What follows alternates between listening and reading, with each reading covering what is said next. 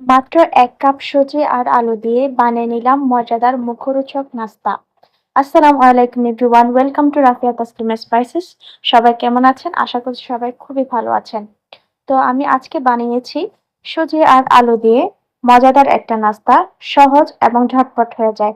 তাহলে চলুন বানানোর পদ্ধতিটা দেখে নিই। প্রথমে কড়াইতে ২ টেবিল চামচ তেল দিয়ে গরম হয়ে আসলে মিষ্টি জিরা দিয়ে দিব। এরপরে কাঁচামরিচ দিয়ে দিব, কুচি করা কাঁচামরিচ। এবার স্বাদ মতো লবণ দিয়ে দিব।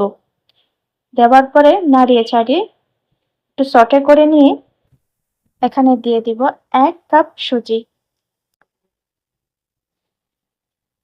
সুজি দেওয়ার পরে এটা একটু নাড়িয়ে চাড়িয়ে মিক্স করে নিতে হবে। ভাজাভাজি করার দরকার নাই, শুধু মিক্স করে নিলেই হয়ে যাবে। এরপরে যেই কাপে আপনি সুজি নিয়েছেন সেই কাপে করে ২ কাপ পানি দিয়ে দিতে হবে। এই পর্যায়ে দিয়ে দিব ধনিয়া পাতা। ধনিয়া পাতা এই পর্যায়ে আপনাদেরকে অ্যাড করতে হবে। এরপরে নাড়িয়ে ছাড়িয়ে একটা শক্ত ডো তৈরি করে নিয়ে আলু মিক্স করতে হবে। এখানে ৩টা মাঝারি সাইজের একটু বড় সিদ্ধ করা আলু আমি গ্রেট করে নিয়েছি। এরপরে এটা আমি মিক্স করে দিচ্ছি। সুজি আর আলু ভালোভাবে মিক্স করে নিতে হবে। এবার সবগুলো মিশিয়ে নেওয়া শেষে চুলা অফ করে দিয়ে এটা নরমাল করে নিতে হবে। যখন নরমাল হয়ে আসবে তখন এখানে দিয়ে দিব বড় চামচের ২ টেবিল চামচ কর্নফ্লাওয়ার। এটা দেওয়ার কারণে মুচমুচেটা একটু বেশি হবে আর স্টিকি ভাবটা একটু কম হবে।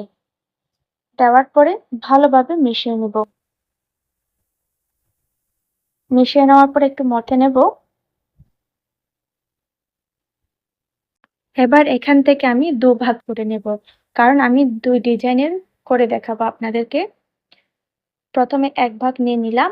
এবার যেই পাত্রে আমি এটা সেট করব সেই পাত্রে আমি কিছুটা তেল লাগিয়ে দিয়েছি। তেল লাগিয়ে নেওয়ার পরে এবার এখান থেকে একটা লেচি কেটে নিয়ে একটা লম্বালম্বি শেপ দিয়ে দিব।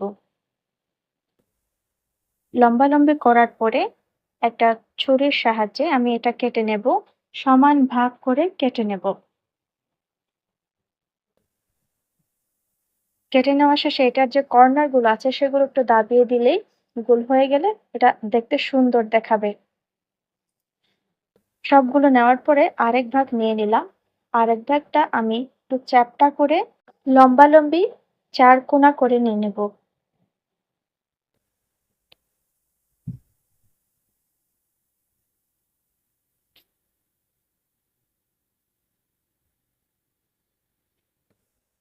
এরপরে একটা ছুরি দিয়ে মাঝখান দিয়ে আমি ২ ভাগ করে নিলাম।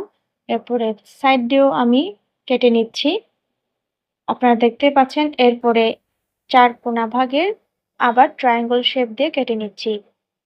এই যে দেখুন, খুব সুন্দর একটা ট্রায়াঙ্গল ডিজাইনের হয়ে গেল। এভাবে আমি সবগুলো করে নিয়েছি। এবার ভাজাভাজি করে নেব। প্রথমে কড়াইতে তেল দিয়ে দিচ্ছি। এখানে আগে থেকে তেল ছিল, আরেকটু দিলাম। এরপরে একে একে ট্রায়াঙ্গল শেপগুলো দিয়ে ভেজে নিচ্ছি প্রথমে। এই পর্যায়ে আপনারা তাড়াতাড়ি নাড়িয়ে দিতে যাবেন না। সুজি তো, এজন্য তাড়াতাড়ি নাড়িয়ে দিতে গেলে ভেঙে যায়। এর জন্য যখন পুরোপুরি নিচ দিয়ে একটু ব্রাউন কালার হয়ে যাবে, শক্ত শক্ত হয়ে যাবে, তখন আপনারা উল্টিয়ে পাল্টিয়ে দেবেন।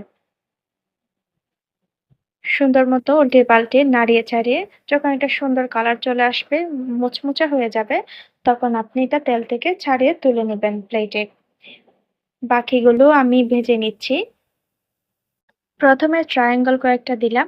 এরপরে অন্য একটা ডিজাইনের যেটা ছিল গোল গোল একটু লম্বা, সেটাও আমি ভেজে নিচ্ছি কয়েকটা। আবারও বলছি, এটা আপনারা তাড়াতাড়ি নাড়িয়ে দিতে যাবেন না। যখন একটু শক্ত হয়ে আসবে তখন নাড়িয়ে চাড়িয়ে তুলে নিতে হবে। তবে হ্যাঁ, এই পুরো প্রসেসিংটা আপনাদেরকে করতে হবে মিডিয়াম টু লো আঁচের মধ্যে। আমি সবগুলো ভেজে নিয়ে নিয়েছি। সবগুলো বলতে আমি কিছু পরিমাণ রেখে দিয়েছি, অর্ধেক পরিমাণ আমি ভেজেছি। বাকিগুলো আমি ফ্রিজে সংরক্ষণ করে রেখেছি। তো রেডি হয়ে গেল সুজি আর আলু দিয়ে ঝটপট মুখরোচক নাস্তা। আপনারা শব্দটা একবার শুনুন। আশা করছি বুঝতেই পারছেন কতটা মুচমুচে হয়েছে। এটা চায়ের আড্ডায় অনেক ভালো লাগবে। ট্রাই করে দেখবেন।